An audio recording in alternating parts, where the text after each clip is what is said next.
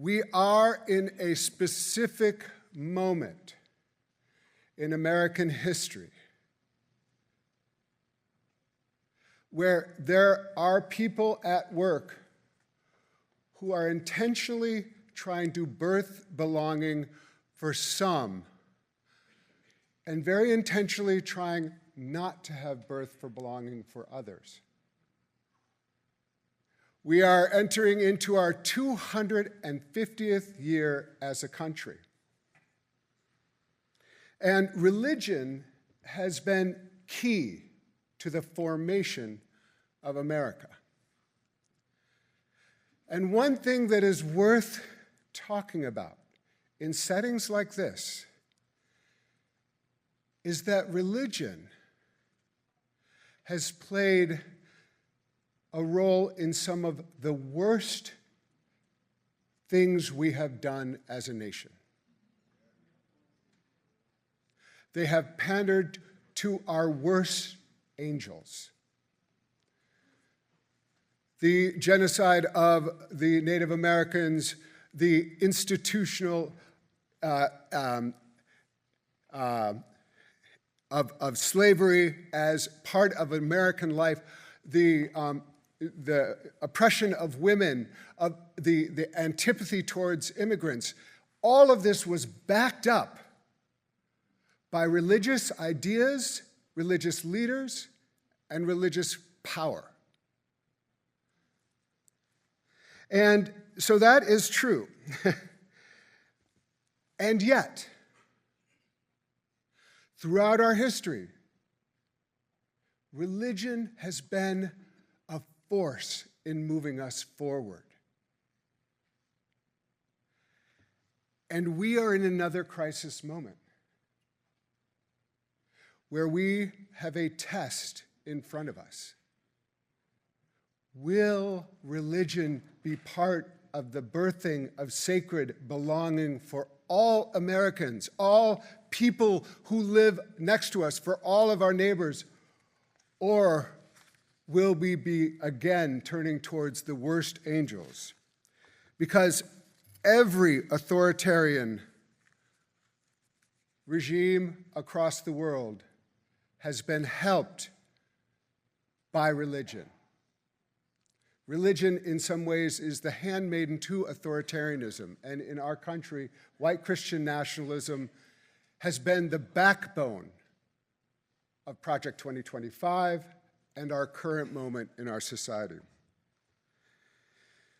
And yet, what I am seeing all across the country, in such beautiful ways, are religious people and spiritual people and people coming from all different backgrounds together in powerful ways to say no and to continue to envision a way forward where sacred belonging is for everyone. And so what that involves is a kind of courage. And courage is something that we are leaning into heavily right now because courage is required. But courage, the Latin root of courage is the word cor, which is heart, which is love.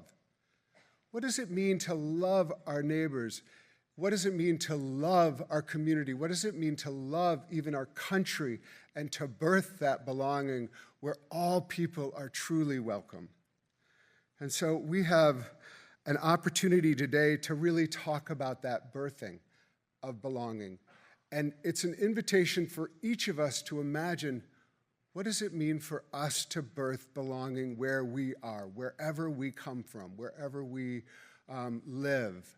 And I am so honored to be part of this group today to start that conversation out. But this is actually it's a meditation for us, and the right meditation for us as we go out into the world, nourished by this incredible conference, but then going into the world to make a difference, so that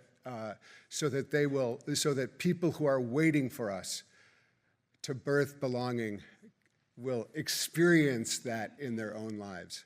So thank you so much, and get ready for an amazing panel. Peace, everyone. I want to start off by thanking Paul for that amazing introduction and setting the energy for this panel, and to Lauren and Owsley and the entire Festival of Faiths team for the opportunity to be with you all today. I've been sitting with this particular question, or quandary, you could say, on the topic of belonging for some time. And mostly in the quiet moments with friends or in conversations, but I've never given it breath in a room like this. So today I hope that you will accept this invitation to wander with me into the nuance, the complexity, the discomfort, and the possibility of what belonging truly means. Belonging, real belonging, has become the tension and fight of our time. America is more diverse, yet more divided than ever, and is a nation that's still wrestling with who counts, who's heard, and who's allowed to belong. And as the voices of those long pushed to the margins rise, there's a contingency of those who've always been centered in the story who now feel like their sense of belonging is slipping into question. So here we are standing at a crossroads, a critical juncture.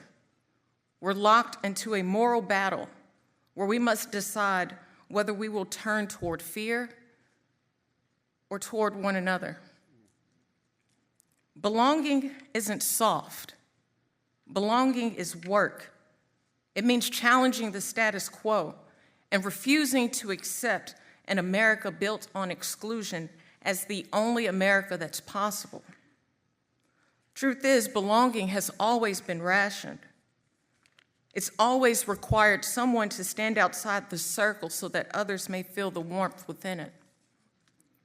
And for generations of white men in America, belonging was never a question.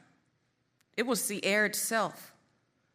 Monuments to the Confederacy and the generals were erected. And instead of denouncing their treasonous, morally defunct, and inhumane cause, schools, highways, and public spaces bore their names. God's face on the stained glass windows and church programs mirrored their own. And somehow, along the way, even working class became conflated with white. But the American working class has never been singular or exclusively white.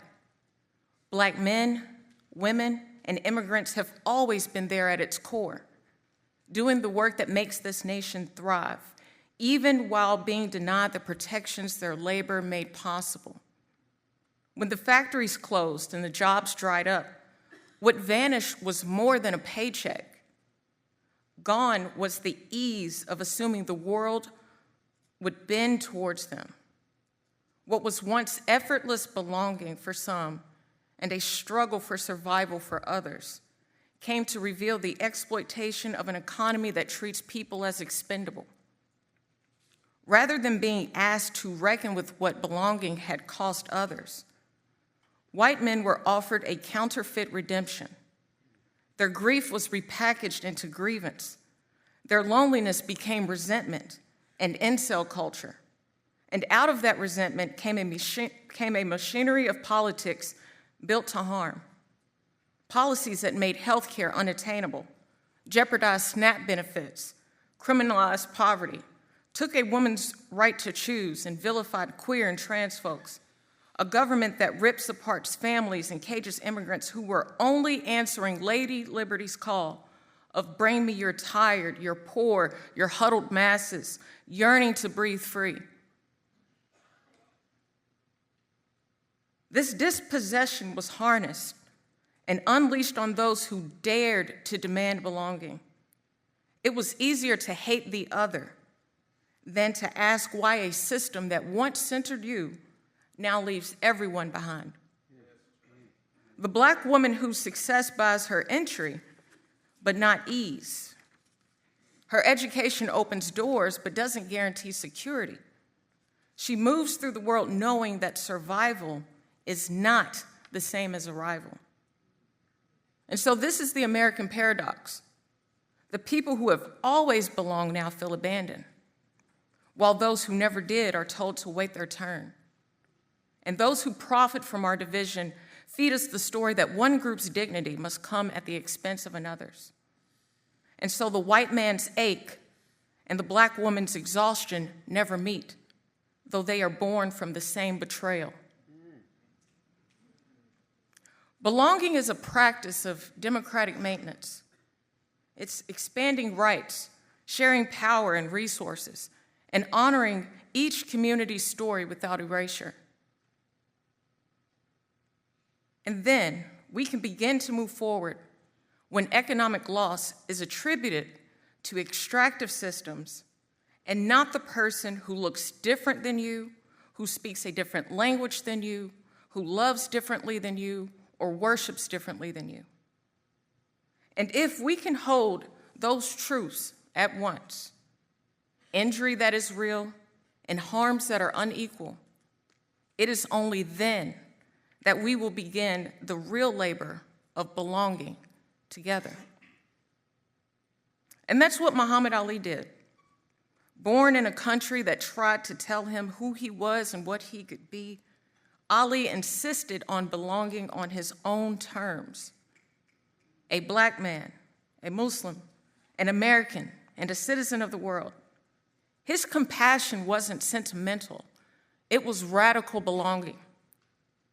It was the act of recognizing another person's humanity. And Ali calling himself the greatest was his way of reclaiming his own humanity in a society that denied it. The Muhammad Ali Compassion Index is an actionable step in the work of birthing belonging. The Muhammad Ali Center's 2025 Compassion Report, released at the top of this year, is a first-of-its-kind data-driven study that reveals the gaps between neighbors, cultures, and institutions, and builds bridges to bring us closer together. Rooted in Ali's legacy and his 6 core principles of confidence, conviction, dedication, giving, respect, and spirituality, bringing belonging down from abstraction into practice and accountability, recognizing self-compassion as the foundation, and then extending out to individuals, groups, local communities, and the nation. The Compassion Report and Index serve as a mirror and a tool, exposing where compassion is fraying in an age of polarization, and invites individuals, grassroots organizations, civic leaders, and faith communities to commit to daily practices like the Ali Compassion Pledge and local action to build a more just, empathetic, and connected world. For Ali, belonging wasn't about being included. It was about being seen. He offered the world a different kind of power, the power to stand in truth and to still choose compassion. He was proof that strength and tenderness could coexist, that justice and love are not opposites, but partners. The real greatness is the capacity to hold both. And that is our calling right now, in this moment, to make sure that belonging is not a privilege for the few, but a practice for all of us. Ashe.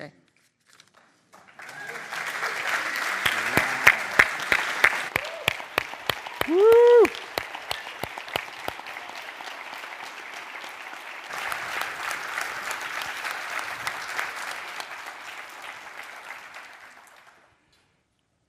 I feel like you've already birthed some belonging here in the possibilities that you have laid out, and I want to say thank you. I feel actually personally more hopeful after hearing you, and that is like a precious commodity right now.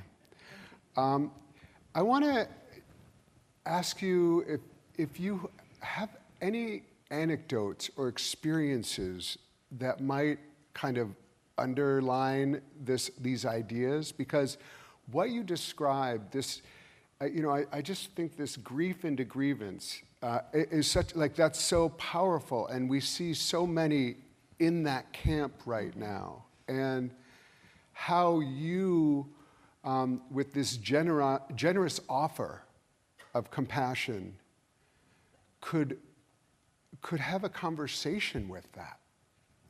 And what does that look like? I don't mean to put you on the spot, but I am really interested for all of us who are trying to figure out how do we enter into that to recognize that actually it doesn't work that some belong and others don't. So I'm just curious if you wanted to just add a little bit more texture in your own life, perhaps, or something you've seen where you've seen some transformation happen. Well, that was a big question. And I guess the reason, I was serious when I said this is the first time I'm putting this out here, because I'm opening this up for all of us to consider, especially white men, right? Like, I remember thinking one day, like, it's, as we've had numerous conversations about compassion and belonging and equity and equality, especially here in Louisville, since 2020. I think about the fact that there have been folks that have been able to coalesce and to activate and to spearhead movements that are built on lifting up historically marginalized communities.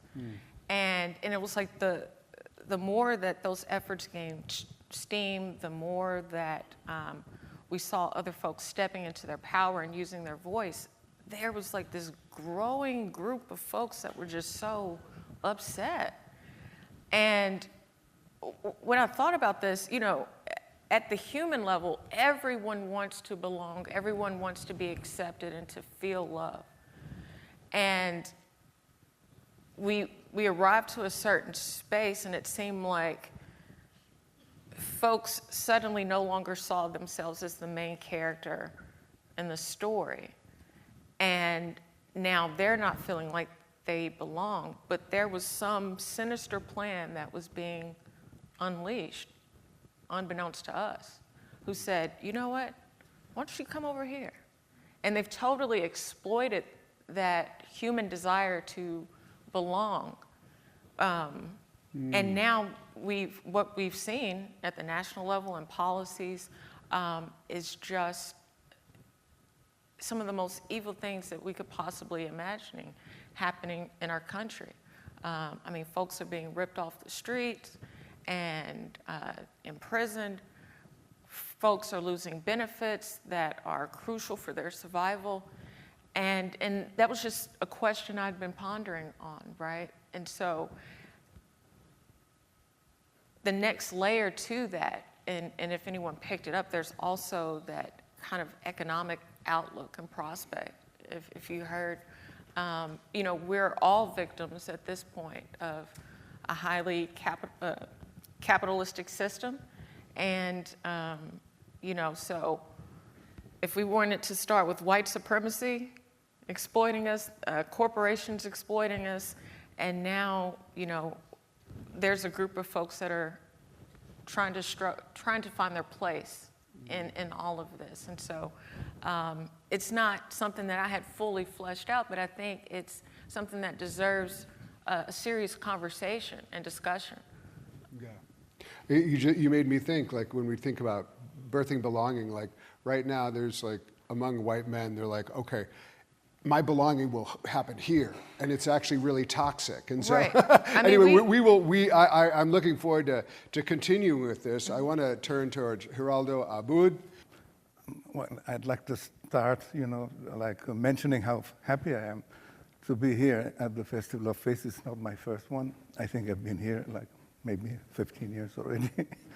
And I'm very grateful also for the warmth that I'm always, received with here. So, and especially, now they invited me to say a few words of what, this special, very moving, very important issue of sacred belonging. But I'd like to start by, talking about belonging and sacred belonging, because I think, belonging is something. When, we Buddhists, they lay a lot of attention on the workings of our consciousness, right? And mostly it is the study of consciousness. And, the way to reach to a level in which even the usual consciousness that we have is transcended and so forth. So, but without going into so much detail, when we when we notice the consciousness that we have as humans, and also the consciousness that animals have, according to Buddhism, there's like a difference in more or less clarity, or more numbness or less numbness, so to speak. But in terms of the fabric of the consciousness, is almost the same. So regular becoming,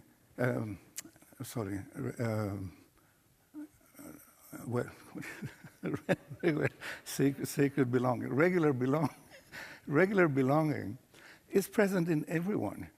Somehow our consciousness feels that it has to be, it has to have affinity with others, and finds that like solace or security, support, or it's also a source of well-being and so forth, right? Instead of being in an environment that we don't have much connection with, and then of course we don't have these kind of positive feelings. But then we also see, so therefore we group and form a certain community of different kinds, could be like religious or political, or sports, like clubs, and so many different groups of people that belong to that kind of sphere, of activity or whatever it is. But animals, they do the same. I mean, at first I thought only mammals, like, of course, elephants, or kind of, you see deer, they're all together. You see, like, many of the mammals that we know, they're always kind of holding, like, bulls and cows and whatever, sheep, they're all together and so forth. But also others, like egg-born animals, like birds, they fly together in flocks, and then you have like penguins, the same, and also fish. It's kind of like they are always together. Why? I think because they have the same fabric of consciousness that we have. Now, we've been talking here a lot about positive belonging because of the word sacredness, and I will get to that. But also belonging, we have to be aware that because of that belonging, then we humans have a very weird streak, of spoiling even the most dignified kind of qualities, such as belonging and, many other types of qualities. There is a reason for that, but I will get to that also soon, because there is a cause why we tend to spoil these wonderful and special qualities that we may experience, and we also produce, because we, as humans, we have that capacity to produce harmony, to produce peace, to produce understanding, and so forth. Why? Because if we look at the history, I mean, so many religious wars have been fought because of belonging. I mean, we belong to this religion, and we are fighting against all those other people who belong to the other religion. So many religions, we've had horrible kind of histories, right, because of this belonging thing, which is, and the thing that really points to why it is so spoiled, although it is always attachment. I mean, attachment is so strong that then numbs our clarity, and then we come into spoiling that kind of feeling of belonging and turning it into some kind of war of and between kind of different parties. Same happens with football. We have the hooligans, in so many places because they belong to one club and they hate the other club and so forth. Well, we are not interested in that belonging. But anyhow, the problem is that unless we work deliberately within our minds in order to give birth to that sacred belonging, which is a capacity that human beings we have. Animals do not have that capacity. They have many other qualities of their own or whatever, but because they don't have the discernment enough, and also they cannot engender within that mind such sublime kind of qualities as developing consciously and systematically qualities like empathy, love, altruistic love, compassion, and many other kinds of qualities that we have. So now we go at why it is that then attachment spoils and, turns such a wonderful, characteristic of belonging, which is common to all beings, into something that can become so so destructive in a way. Everything, and in terms of Buddhism, then the core problem is ego-centeredness. Now, I want to clarify that when I say ego-centeredness or self-centeredness, I don't mean the extreme cases of someone who is very egotistic and he's always thinking about himself or themselves and then putting others, off and whatnot.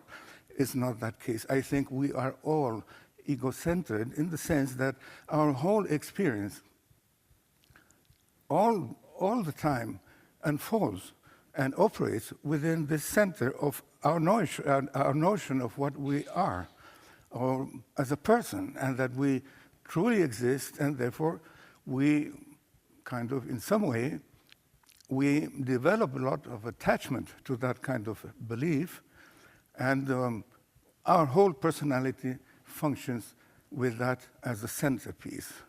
Whether we're awake and all the time thinking, then it's always me, Gerardo, thinking and having opinions and feelings and so forth. And then I go to sleep, apart from a few moments of deep sleep in which there are no dreams, then I start to dream. But then also in the dream, there is Gerardo. We are the main character of our own personal movie, so to speak.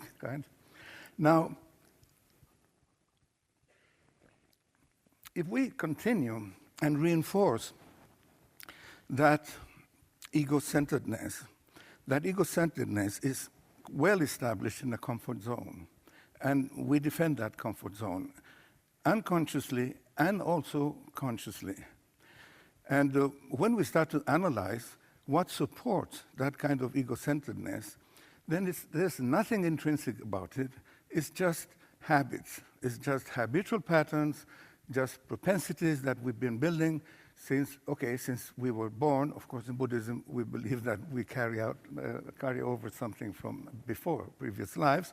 But it doesn't matter. I mean, we believe we have been living for so long that we have generated so much habits to protect that comfort zone. And when we start to analyze that comfort zone, it's not that comfort anyhow, because it's based on routines, it's based on fixed ideas and so forth.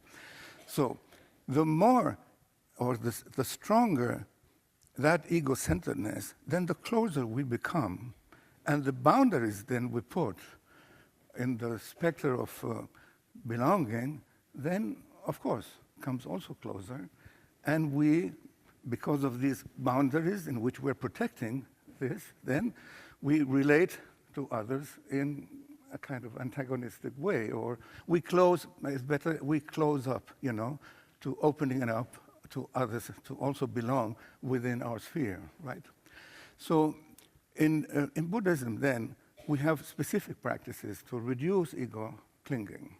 And it's not a matter of a cognitive thing, because actually, it is quite easy to understand cognitively something if we start to consider interdependence, interconnectedness. We've heard it here, most of the teachings. I mean, the clothing I wear, the food I eat, and the air I breathe, so many things. I mean, I'm contributed constantly by all kinds of people and also animals and so forth. I don't know their names, I don't know their faces, but they're all part of my livelihood. I wouldn't be able to live, So therefore, it is quite easy to understand the importance that we really belong to a much vaster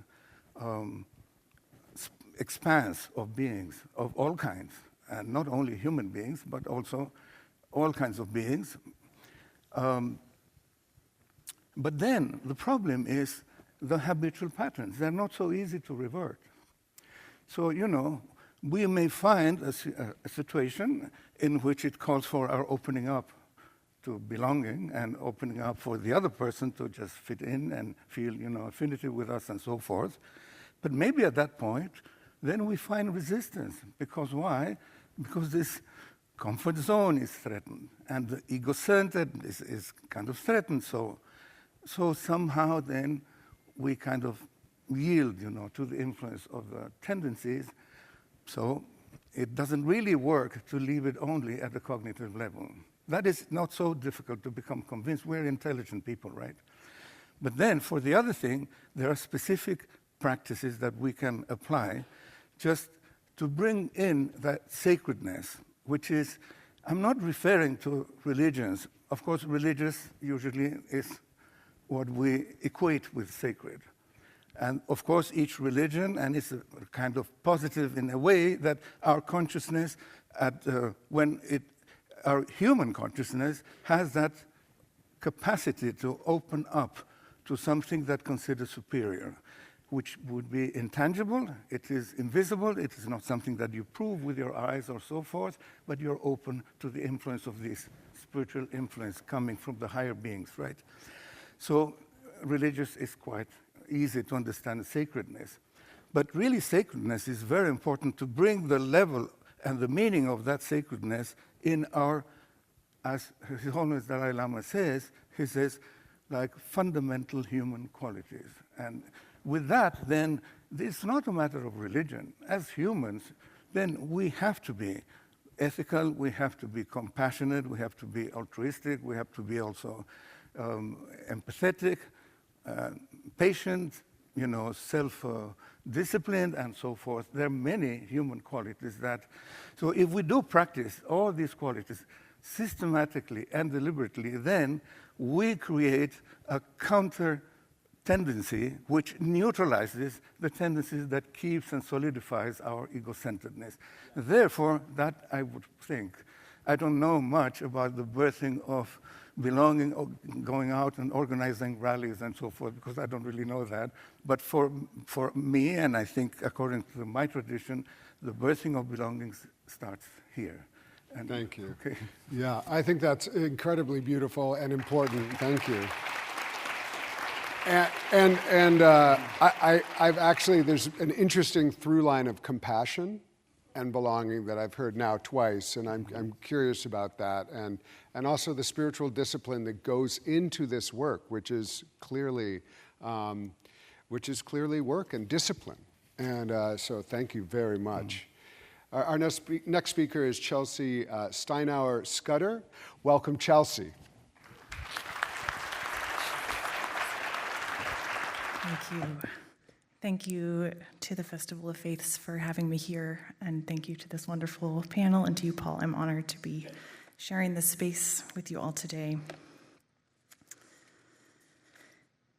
My first fragment of memory is of my mother. We are standing together in golden, waving grass. There is the sense that the sun is setting behind us, because what I see in the memory is not our physical bodies, but our shadows, cast before us, wavering as the grass bends and circles in the wind. My mother and I are holding hands, and in our silhouette, there is no distinction between where she ends and I begin, and the grass of the rolling plains grows and reaches through our conjoined image. This memory has been with me for a very long time. It has had different things to say to me at different points in my life.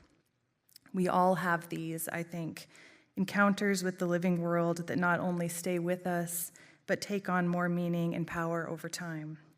Perhaps it's an early memory that stays firmly planted, or an unexpected swell of awe. These experiences can become fixed points, poles around which parts of us will always turn, orbiting again and again around the truth that lies at their center. Within the study of world religions, if you've ever taken a comparative religions class, you may have come across the concept of the axis mundi, the world axis, which is often described as a sacred pole fixed in a particular place, connecting earth to the realms of heaven or underworld or divine. These holiest of places might be mountains, or a cosmic tree, or a temple, or a shrine.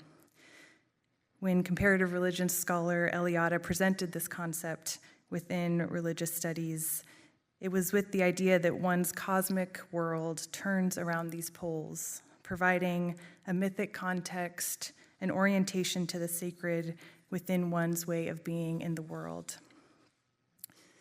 That idea of Axis Mundi always resonated with me since my own religious studies days, but as someone who for a very long time didn't have an active religious practice, it also felt very abstract. Until I kept being visited, haunted by this memory of my mother and I in the grass. That memory returned to me when I became a mother to my own daughter, which awoke in me not only a deep spiritual longing, but also a deep longing for home. My mother was a single mom who labored for years as a landscaper. We were often living very far below the poverty line, she dealing with the shame and fear and guilt of not knowing if she would be able to feed or clothe her children. After many years, she saved up enough money to put a down payment on our first house, our childhood home. And then in the 2008 financial crisis, she was late on one mortgage payment. The bank told her she could either pay the mortgage in full within 30 days or they would take our house. She had to sell, and we had to leave. And this tether that had held us to our home then in Oklahoma for more than 20 years snapped. She and my brother and I, for years later, years after, were set adrift, all of us moving from place to place to place. And when this memory returned to me as a young mother, I was in need of anchors. And the words that came to describe this memory of my mother and I in the grass, sort of surfacing through the 15 years since my religious studies courses, were Axis Mundi. One of my favorite questions to ask people is whether they experience the sacred in the living world. And however people define that word sacred, they almost always say yes, and almost always have a place or experience or encounter that comes to mind. And I've started to think of these as Axis Mundi experiences. If those holiest of places are capital A, capital M, Axis Mundi, then perhaps these small a, small m, Axis Mundi, perhaps ordinary places or simple experiences that nonetheless pull us into a deep experience of felt belonging, that open a window to sensory relationship, that orient us to what is beyond ourselves, orient us, even if briefly, to the particular small bit of the cosmos where we have placed our feet. In this time when there is so much separation from one another and from the living world, when we as a society are deeply lonely, when species are going extinct, when so many voices, human and non-human, are being silenced, what do these particular place-based centers ask of us? How can small a, Axis Mundi, help guide us in moving through this uncertain time? And I wanted to ask you if you'll just take a few seconds and indulge me to close your eyes if you feel comfortable and bring to mind a place that is for you an Axis Mundi, a sacred place, a place in which you feel deeply at home, a deep sense of belonging, a place that maybe has something to tell you about your orientation to the world. And what does that belonging feel like? And what makes this sacred place possible? What makes this feeling of belonging possible? And who makes this sacred place possible? Who makes this belonging possible? When I think of that memory of my mother and I and what made me feel belonging and anchored in that moment, it is, of course, my mother, and it is also the Niobrara River, and it is also the Sandhills Prairie, and it is also the bison and the long history of that land before us. And suddenly we see that these axes are not single points connecting us as individuals, but they are a confluence, that there is a whole world and a whole universe around them. Rilke has a poem that opens with the lines, "I live my life in widening circles that reach out across the world." And that is such a helpful way for me to think about both axis mundi and relationship to place and relationship to each other. If we think of ourselves as widening circles, if we start from our axis mundi or from our homes or from where we're sitting right now, we start to see who else is here as we widen the circle, as we attend to the fact that belonging is rooted in what and who is beyond us and within us. We start to see that belonging is a function of community. And by community, I mean our human and our non-human kin.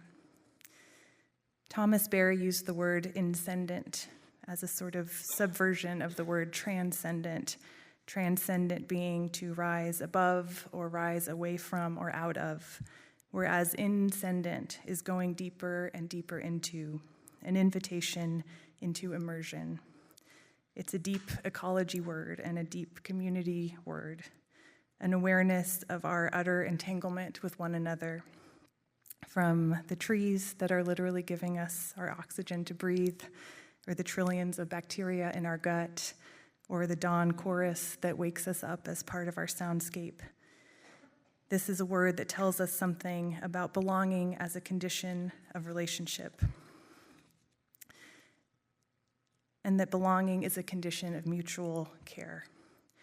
Robin Wall Kimmerer writes that all flourishing is mutual, and all belonging is mutual. Our places are sacred, our homes are our homes, and even our bodies are our bodies because we share all of these spaces with other beings. And so, how do we lean in to those widening circles? How do we practice living into the fact that we are porous, that we are conditions of relationship? And this is what that memory of my mother and I in the grass has been saying to me, that memory of home, of belonging in that place. That mothering, for my mother, mothering me was a great effort of care. And that mothering my child means mothering the world beyond her. That active belonging and a deepening understanding of who is in our widening circles of care, of remembering whose circles of care we are in. And so as I think of what belonging asks of us, it is a radical, inclusive care. It is a rigorous engagement with our entanglement. It is recognition of our interconnection. And that the practice of widening and deepening that circle is a practice of remembering and of a practice of remembering who we can take care of, and actively remembering who is taking care of us. Thank you.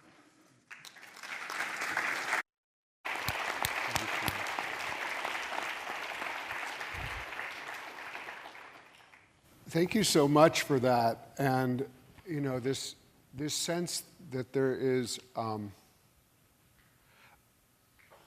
an openness and an awareness of the possibility of belonging in a place with all that is around that place, including the nature. I mean, I was thinking of St. Francis, who went out and was like, sorry, don't mean to take your father, you're the count, but he's a saint to all of us, like this idea of speaking with the birds and the plants and the trees and this sense of belonging in a place. And then you have this heartbreaking story of being ripped from the place where you felt you belonged, and that with your mother. And I think that those two things juxtaposed kind of offer us this another example of crisis of belonging, as we have a climate crisis and a disregard for the world, this ecological world in which we live. And I'm curious how belonging and birthing belonging fits into a world that is under threat, and how that inspires a kind of stepping forth or showing up in a way in your own life. Yeah, thank you. I think It's been a very active question for me as we, again, have recently arrived in a new place as a family, hopefully the place we will stay for a long time, about, I think, entering in with the practice first of deep listening, of getting to know our human community and the beauties there and the issues there, and also getting to know our local ecologies and where there is needed attention and care. And so at the moment, I think a lot of this practice of these widening circles for me is beginning in this very localized way of, we put in a pollinator garden this year, and we are getting involved in a project to restore an old building into a community center, and we are, thinking about how we can work to protect the national forest around us that is now coming under threat. And so trying to have a holistic understanding of what makes this community healthy, what makes this community thrive, and how we can be, sort of first listening, hopefully, and then active participants in that thriving. I love the idea of listening. Thank you. Thank you. My presentation might feel like a sermon, like a homily. I promise not to take up a collection after. I was born in El Salvador, in a very small town, a very small village near the Honduran border. Though we live so close to the frontier, we almost never cross to the other side. From the corridor of our home, we could see the mountains, the mountain tops that mark the border between the two nations, and even beyond, higher peaks rising in the distance. As a child, my imagination ran free. I often wonder what lay beyond those mountains, who the people were living there, and what it might be like to walk in those lands. The British writer Esther de Waal observes that borders can be viewed as thresholds, the crossing over places, not only geographical ones, but also metaphorical. In other words, a border can serve as a dividing line that limits and excludes, or it can become a meeting place where people exchange products, ideas, and customs, giving birth to new possibilities. Borders can either lock us in or open us to new horizons. It all depends on how we approach them. When I was 18, I finally crossed one of those thresholds myself, with equal parts of excitement and fear. I said goodbye to everything familiar and left my homeland in search of a new beginning. Thus began my life as an immigrant, as a pilgrim in this great land. Yet when I arrived in the United States, I soon discovered that my journey has just begun. Being an immigrant is not simply about moving from one place or one country to another. It is a profound transformation, almost a recreation of oneself, much like a caterpillar becoming a butterfly. One must shed an old skin and adapt to a new one. This journey involves loss of what is familiar, family, language, culture, along with fear of the unknown. but it also demands resilience, adaptation, and ultimately fosters growth. In leaving my village, I lost the immediate sense of belonging I once had, but I gradually gained new perspectives of inner strength. The shy, young villager I had been was challenged to learn a new language, navigate a new culture, and forge a new identity. It was a painful process at times, but also a path of growth and self-discovery. One of the most persistent challenges we immigrants face is the constant feeling of not truly belonging anywhere. Yet, in today's world, that sense of displacement is no longer unique to immigrants. In an age of constant mobility, many people, immigrants and natives alike, feel uprooted, like cultural nomads. Modern life often pulls us from place to place. In fact, an average American is expected to move at least a dozen times in one's life. So making it very hard to put down lasting roots. At the same time, political polarization and social fragmentation have left many feeling like political orphans, estranged from any side.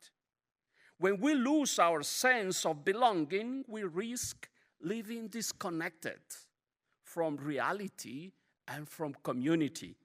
We grow apathetic to the suffering of others, and we become more susceptible to blaming the other, always the other, for every misfortune. Alienation can breed suspicion, division, and even hostility. So, how can we heal this wound of disconnection and foster a renewed sense of belonging, give birth to that sense of belonging? Just recently, Cardinal Robert McElroy, the Archbishop of Washington, my boss, suggested a way forward.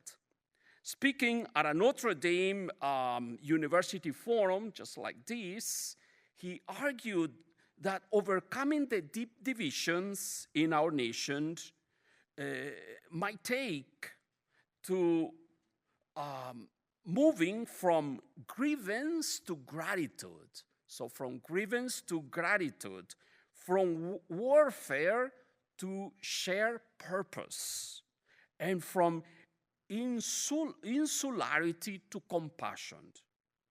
So those same three values, I believe, are precisely what we need to build a renewed culture of belonging, not just for immigrants like me, but for everyone. So let us consider very quickly these virtues. Gratitude. This morning, we learned about, gratitude, waking up and saying thanks to God, the Creator, for everything. So every morning, we experience a great miracle. We woke up. We are alive. So we are approaching Thanksgiving. And Thanksgiving, from its very beginning, has brought people together, communities together. But what about if being thankful is not just a holiday, but a way of life? What about if we build up a spirit of thankfulness in our hearts instead of attitudes of entitlement? So if we do this, then we will achieve from this attitude of entitlement to a shared blessing. We belong to something which is greater.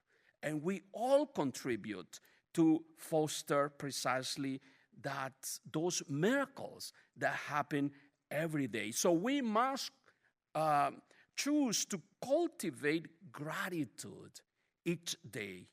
Our common life would feel less polarized because we be constantly reminded of the gifts and values we hold in common.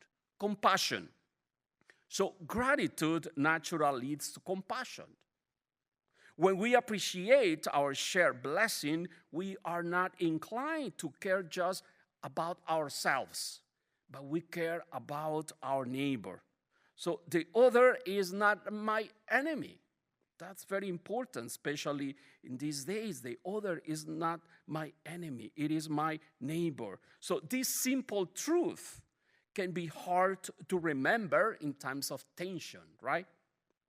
But true compassion means loving even when the other is difficult or is wounded, embracing them with our heart as God embraces each of us. So just let us imagine if compassion rather than hostility guided our encounters. We would approach those who differ from us with empathy instead of suspicion. So how much kinder our world would be. Shared purpose. A shared purpose gives us common ground, even when we come from different backgrounds or hold different opinions. We all desire peace, justice, and a decent life for our families. We all want our communities to flourish. In other words, ideas, the Cardinal said, like freedom, dignity, or justice, that form the basis of our American unity, are common for all of us, regardless our different ancestries or ideologies. We come to understand that these ideas bind us together. So instead of viewing our society as factions locked in perpetual battle, we remember that we are compatriots working towards the common good. We may have genuine disagreements on how to achieve those goals, but we can still affirm our fundamental solidarity. So ultimately, cultivating gratitude, compassion, and shared purpose can help heal our sense of rootlessness and bring us back into community. So, my dear friends, we all live in some sort of borders, visible or invisible. It might be the line between cultures, between political camps, between religions, or simply the threshold between fear and trust. But a border needs not to be a barrier. It can become a breach of encounter and transformation. So let us dare to cross these frontiers, and this is what we are doing here. We are crossing these frontiers with thankful hearts, with compassionate spirits, and with a commitment to our common good. In doing so, we can help one another rediscover that we all belong to one human family. Despite all our differences, we are sisters and brothers traveling together on this journey. Thank you.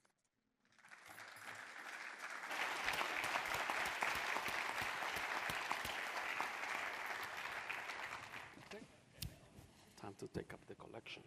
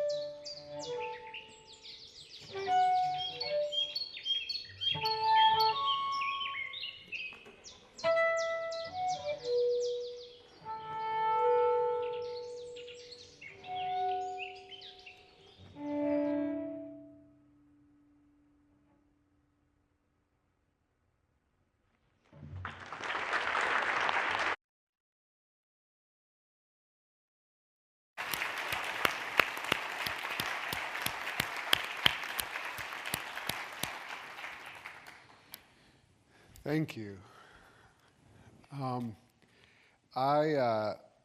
We don't have a lot of time left, unfortunately, because I could imagine going deep in so many different directions. But because this is I believe we have 9 minutes left. And because this is about birthing belonging, and each of you gave such a diverse and beautiful reflection, I'd just like to offer each of you the opportunity to almost offer as a benediction or a gift to all of us about how the one idea or the one piece of wisdom or the one actionable item that you would like to impart on all of us on what we might do to actually birth belonging in the world.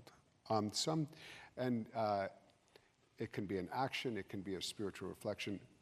All of that I can imagine coming, but I would love for each of you, and if we can just start with you, Joy, and offer one gift of wisdom for all of us. Yeah, so being here and also representing the Muhammad Ali Center, I'm going to lean into the Ali Compassion Index. Being able to activate that work into community and to scale it is one of the things that we are most focused on right now, making sure that it goes from that kind of abstract type of thinking into something that is tangible and we can see the benefits of it in community. And so we do have the Muhammad Ali Compassion Pledge, but then also everyone has the capacity to open up space to folks, and whether you are supporting organizations with your resources, your time, your talent, and also just being able to speak truth to power is one of those things that you can continue to do in terms of birthing belonging. It doesn't mean it's always going to be comfortable, but that's where we are in this moment to continue to create in belonging and just having more honest dialogues. So That's what I would say. I know we're limited on time. Thank you so much. Gerard, we will get, yeah. Well, you know, in Buddhism mostly the focus is in improving oneself to, well, on a certain direction into a level in which we aim to even transcend our present kind of cognizant and also emotional beings. But in that direction, then there's a lot that we can encourage others to find that as something that appeals to them, which is actually can be done as a regular practice, right? So each one, each one has their own kind of field of work and so forth.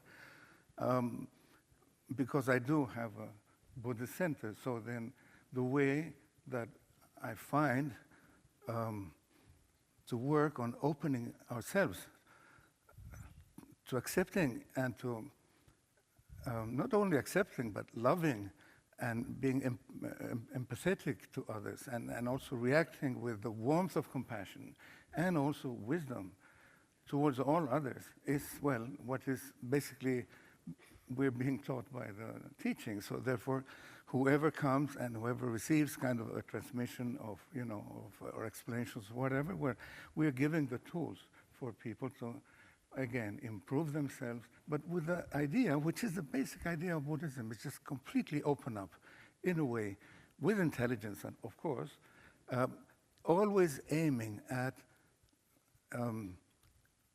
relating with everybody, not only human beings, but also like animals, and you know there may be other beings also included. With this, okay, there are many words that we use them all the time. They're very profound. They're quite difficult to cultivate, and they need attention, and they need systematic attention, like compassion, altruistic love. I mentioned them, also empathy, and so forth. So, as you know, the Dalai Lama says, he says when we are born, because of our constitution, then we find a field of love, of course, our mother, you know, and affection and the whole thing. We grow with that a little bit, but we also experience sense of, we all have sense of compassion, even animals, you know, like they don't have compassion because they did a Buddhist course or anything, but you know, they have naturally like compassion and all the rest, but you know, and then we go up.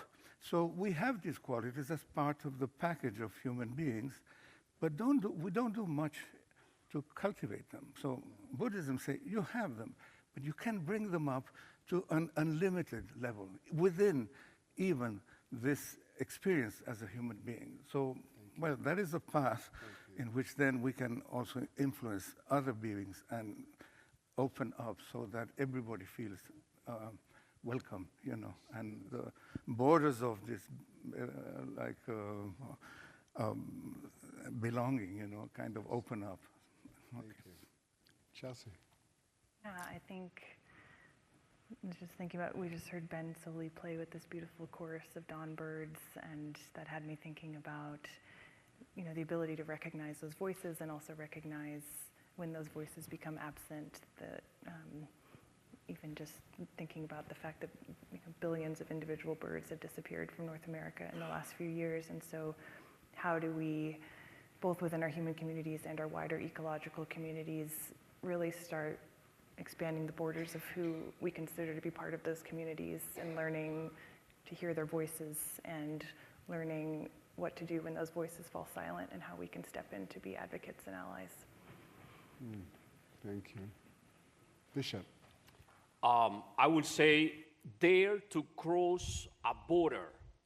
You know, get out from that bubble, you know, from that your social media has put you in, and just go and visit a mosque or a temple just for one day, one time, you know, and or whatever other church you don't belong, just to learn.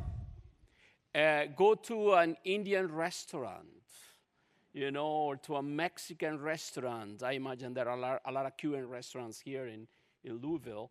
Try to listen to people speaking different languages, because we are told now, English only.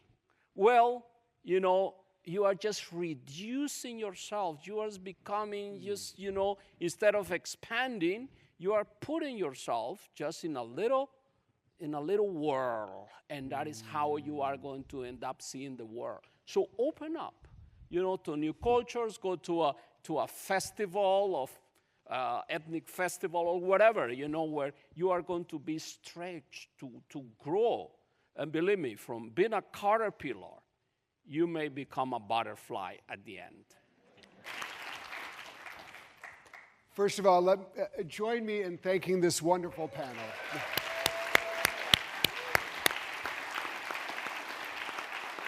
And then, most importantly, I invite you to think intentionally about your own acts of birthing belonging for yourself, for your community, and for the world. So thank you so much for this time.